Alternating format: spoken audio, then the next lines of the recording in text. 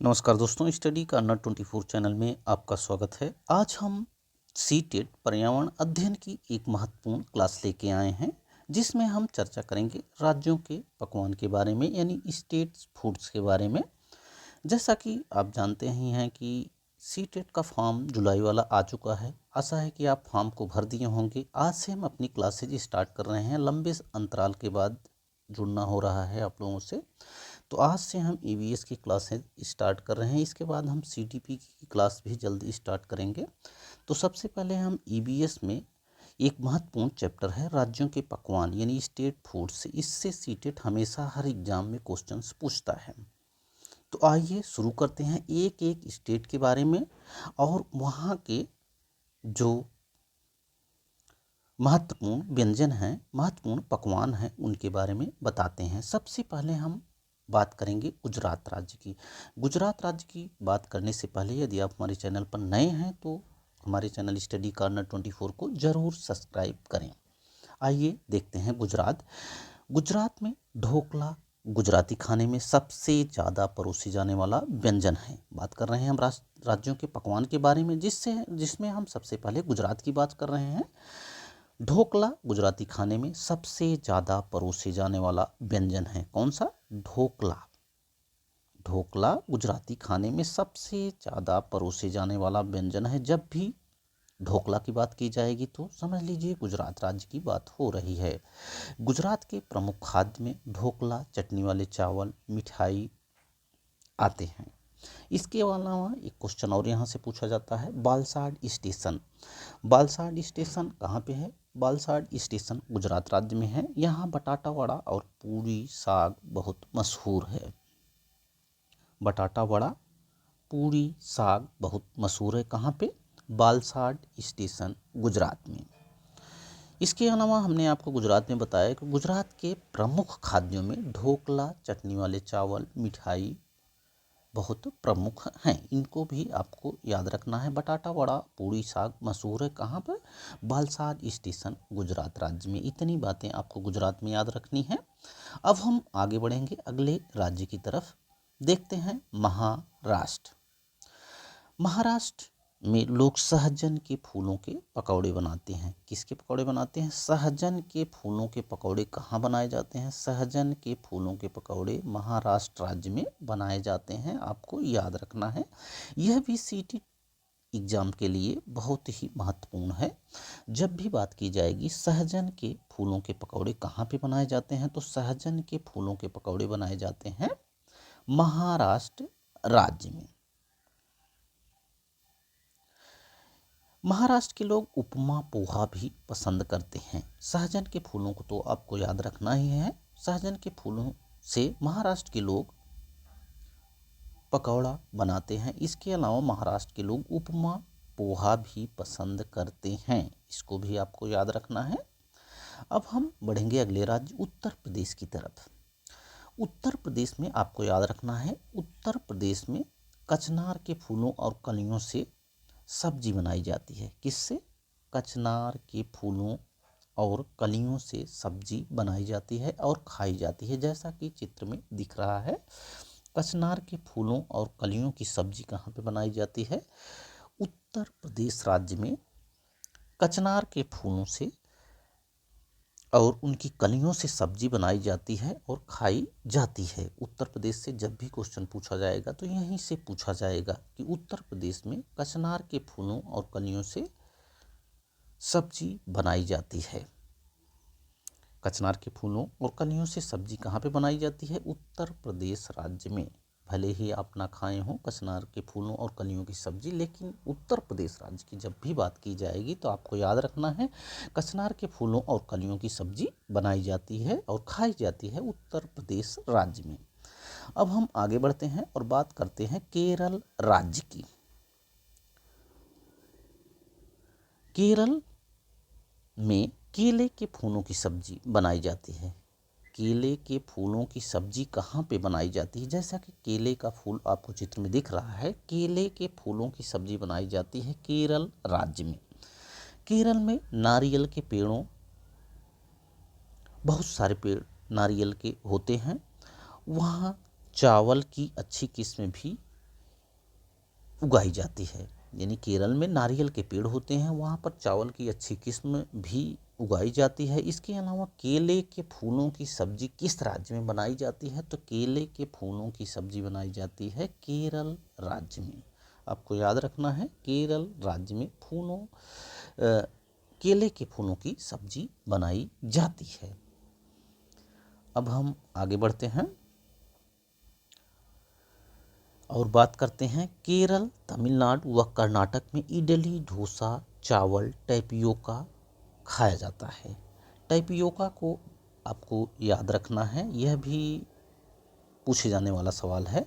Tapioca tapioca जिस तरह से अपने यहाँ शकरकंद होता है, उसी तरह से टैपियोका भी होता है, उसे उबालकर खाया जाता है। कहाँ पे होता है? केरल, तमिलनाडु व कर्नाटक में। इडली, डोसा, चावल और टैपियोका, जिसे कसाव भी कहा जाता है, खाया जाता है केरल, तमिलनाडु व कर्नाटक में। यानी जो साउथ वाले बेल्ट हैं उसमें इडली, डोसा, चावल, टैपियोका खाया जाता है। अब हम बात करते हैं अगले राज्य असम की। असम से क्वेश्चन जरूर पूछा जाता है सीटेट के एग्जाम में। असम यानी यहाँ पे एक महत्वपूर्ण बिहू त्यौहार के समय एक डिश बनाई जाती है जिसे बोरा कहते हैं। क्या कहते हैं? बोरा। बोरा असम में खाई जाने वाली चावल की पकवान है। क्या कहते हैं? बोरा। बोरा क्या है? बोरा असम में खाई जाने वाली चावल की पकवान है। इसे बिहू त्योहार के समय बनाया जाता है। बहुत ही महत्वपूर्ण है, इसको आपको ध्यान रखना है। इसके अलावा हम कुछ महत्वपूर्ण राज्यों के बारे में चर्चा करने के बाद हम लास्ट में कुछ महत्वपूर्ण क्वेश्चन की बात करेंगे जो कि सीटेट के एग्जाम में आ चुके हैं। बोरा क्या है? बोरा असम में खाई जाने वाली चावल की पकवान है। किसकी पकवान है? चावल की पकवान है, जिसे बिहू त्योहार के समय बनाया जाता है। बोरा असम में खाई जाने वाली चावल की पकवान है, जिसे बिहू त्योहार के समय बनाया जाता है। बात करते हैं अगले राज्य गोवा की। नारियल के तेल में पकाई हुई मछली गोवा में लोकप्रिय है। जब भी क्वेश्चन पूछा जाएगा कि कहाँ के लोग नारियल में पकाई हुई समुद्री मछली को पसंद करते हैं, यानी नारियल के तेल में पकाई हुई मछली कहाँ पे लोकप्रिय है? तो गोवा में। जब भी बात की जाएगी नारियल में पकाई हुई मछली की, तो वहाँ पे गोवा होगा। गोवा के लोग क्या करते हैं? गोवा के लोग नारियल के तेल में पकाई हुई मछली को पसंद करते हैं। अब हम बात करेंगे अगले राज्य की, जम्मू कश्मीर की। जिस तरह से गोवा में नारियल में पकाई हुई मछली पसंद करते हैं, नारियल के तेल में पकाई हुई मछली को पसंद करते हैं, उसी तरह से जम्मू कश्मीर में सरसों के तेल में पकाई हुई मछली बहुत लोकप्रिय है। जम्मू कश्मीर में क्या है? जम्मू कश्मीर में सरसों के तेल में पकाई हुई मछली बहुत ही लोकप्रिय है। यानी जम्मू कश्मीर के लोग क्या करते हैं? सरसों में फ्राई की हुई, सरसों में पकाई हुई मछली को पसंद करते हैं, जबकि गोवा के लोग नारियल के तेल में पकी हुई मछली को पसंद करते हैं। इन दोनों को आपको याद रखना है। अब हम बढ़ते हैं अगले राज्य मध्य प्रदेश की तरफ। जब भी मध्य प्रदेश की बात की जाएगी, दाल बफला आपको याद रखना है। किसको याद रखना है? दाल बफला। दाल बफला मध्य प्रदेश की लोकप्रिय डिश है। दाल बाफला मध्य प्रदेश की लोकप्रिय डिश है। यह काफ़ी हद तक राजस्थान की दाल बाटी और बिहार की लिट्टी चोखा से मिलती जुलती है। दाल बाफला किससे मिलती जुलती है? जैसा कि चित्र में दाल बाफला दिख रहा है। दाल बाफला मध्य प्रदेश की लोकप्रिय डिश है। यह काफ़ी हद तक राजस्थान की दाल बाटी और बिहार की लिट्टी चोखा से मिलती जुलती है। जिस तरह से बिहार में लिट्टी चोखा खाया जाता है, उसी तरह से मध्य प्रदेश के लोग क्या करते हैं? दाल बाफला खाते हैं। यह दाल बाफला मध्य प्रदेश के लोगों की महत्वपूर्ण डिश है, यानी बहुत ही लोकप्रिय डिश है दाल बाफला। जब भी दाल बाफला की बात की जाएगी तो यह मध्य प्रदेश राज्य की बहुत ही महत्वपूर्ण डिश है। यह काफ़ी हद तक राजस्थान की दाल बाटी और बिहार के लिट्टी चोखा से मिलती जुलती है। बढ़ते हैं आगे और देखते हैं राजस्थान को। राजस्थान में दाल बाटी और चूरमा, दाल बाटी और चूरमा यह राजस्थान के प्रमुख व्यंजन हैं। इसमें घी का इस्तेमाल अधिक होता है, इसमें घी का इस्तेमाल अधिक होता है। दाल बाटी चूरमा, दाल बाटी चूरमा की बात की जाएगी। दाल बाटी चूरमा कहाँ के लोगों का महत्वपूर्ण डिश है? तो दाल बाटी और चूरमा यह राजस्थान के लोगों की लोकप्रिय डिश है, राजस्थान का प्रमुख व्यंजन है। इसमें घी का इस्तेमाल अधिक मात्रा में किया जाता है, जैसा कि चित्र में दिख रहा है। थाली में आपकी घी भी रखी हुई है। घी का इस्तेमाल दाल बाटी और चूरमा में राजस्थान के लोग अधिक करते हैं। दाल बाटी चूरमा राजस्थान का प्रमुख व्यंजन है। इसमें घी का इस्तेमाल अधिक मात्रा में किया जाता है। बढ़ते हैं अगले राज्य तमिलनाडु की तरफ। उत्पम, उत्पम यह दक्षिण भारत के तमिलनाडु का व्यंजन है। कहाँ का व्यंजन है? उत्पम, आपको भूलना नहीं है। उत्पम कहाँ का व्यंजन है? उत्पम तमिलनाडु का व्यंजन है। यह डोसे की तरह दिखता है। किस तरह दिखता है? डोसे की तरह दिखता है, लेकिन डोसा नहीं होता है। उत्पम किस तरह दिखता है? उत्पम डोसे की तरह दिखता है, लेकिन डोसा नहीं होता है। इसमें उड़द दाल और चावल के आटे का प्रयोग किया जाता है। जब भी बात की जाएगी कि उत्पम कहाँ के लोगों की महत्वपूर्ण या लोकप्रिय डिश है, तो उत्पम तमिलनाडु के लोगों की महत्वपूर्ण डिश है। ऐसे भी कह सकते हैं यह दक्षिण भारत के तमिलनाडु का व्यंजन है। यह डोसे की तरह दिखता है, लेकिन डोसा नहीं होता है। इसमें उड़द दाल और चावल के आटे का प्रयोग किया जाता है। आगे बढ़ते हैं और बात कर लेते हैं हांगकांग की। हांगकांग, हांगकांग की जो महत्वपूर्ण डिश है वह लिंग हू फेन है। यह भी सीटेट के लिए बहुत ही महत्वपूर्ण है। लिंग हू फेन, लिंग हू फेन हांगकांग में सांप का व्यंजन खाया जाता है, जिसे लिंग हू फेन कहते हैं। यानी लिंग हू फेन एक व्यंजन है जो हांगकांग में खाया जाता है, और यह सांप के द्वारा बना हुआ व्यंजन होता है। हांगकांग में सांप का व्यंजन खाया जाता है, सांप का व्यंजन खाया जाता है, जिसे लिंग हू फेन कहते हैं। क्या कहते हैं? लिंग हू फेन कहते हैं।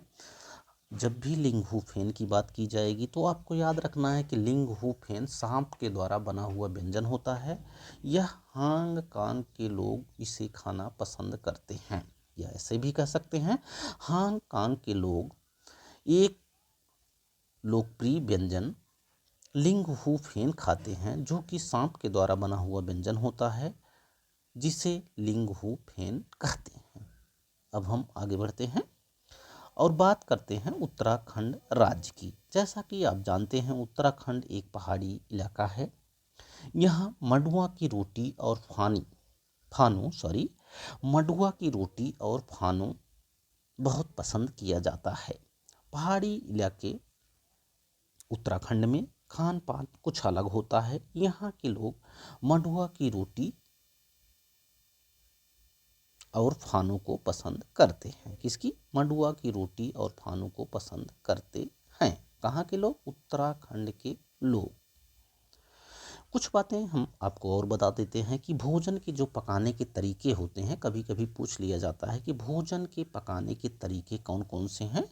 तो भोजन को भून कर पकाया जाता है, उबाल कर पकाया जाता है, तल कर भी पकाया जाता है, और सेक कर भी पकाया जाता है।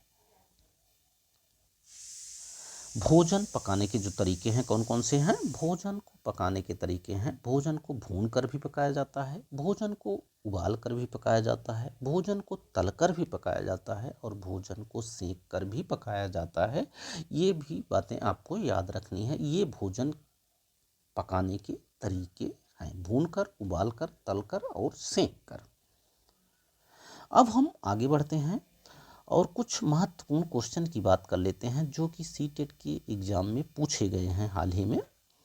पहला क्वेश्चन, निम्नलिखित में हमारे देश के किस राज्य के अधिकतर लोग नारियल के तेल में पकी हुई समुद्री मछली खाना पसंद करते हैं? महत्वपूर्ण पॉइंट, नारियल के तेल में पकी हुई समुद्री मछली खाना कहाँ के लोग पसंद करते हैं? पहला ऑप्शन बिहार, दूसरा ऑप्शन गोवा, तीसरा ऑप्शन जम्मू कश्मीर और चौथा ऑप्शन मिजोरम। कौन सा आंसर इसमें सही होगा?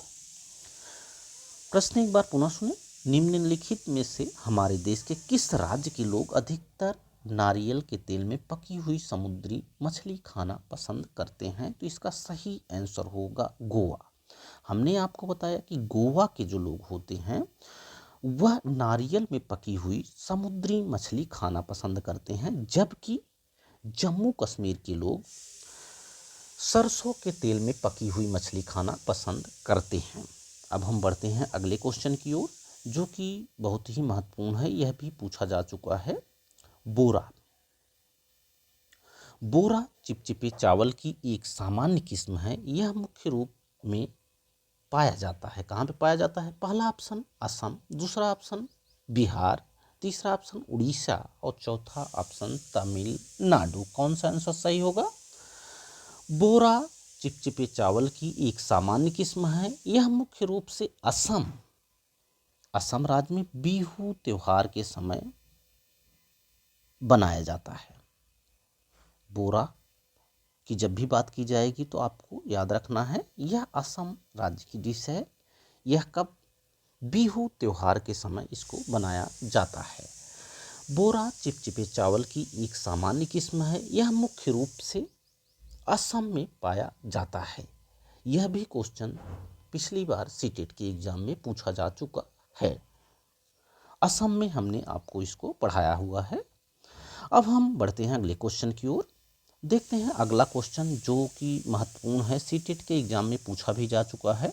हांगकांग में निम्नलिखित में से कौन सा भोजन लोकप्रिय है? पहला ऑप्शन सोम जैम, दूसरा ऑप्शन लिंगहू फेन, तीसरा ऑप्शन मापू टोफ्यू और चौथा ऑप्शन सुशी। हांगकांग के लोग लिंगहू फेन, कौन सा? लिंगहू फेन नामक डिश का प्रयोग करते हैं। यानी हांगकांग के लोगों की जो महत्वपूर्ण डिश है लिंगहू फेन है, जो कि सांप के द्वारा बना हुआ व्यंजन है। हमने आपको बताया ही लिंगहू फेन हांगकांग में खाई जाने वाली डिश है जो कि सांप के द्वारा बना हुआ व्यंजन होता है। किसके द्वारा? सांप के द्वारा बना हुआ व्यंजन होता है जिसे लिंगहू फेन कहते हैं। हांगकांग के लोग इसको खाना पसंद करते हैं। आशा है कि आज की क्लास में जो बातें हमने आपको बताई आपको समझ में आई होंगी। क्लास अच्छी लगी हो तो क्लास को लाइक करें, शेयर करें तथा हमारे चैनल स्टडी कॉर्नर 24 को जरूर सब्सक्राइब करें। Thanks for watching this video. Thank you.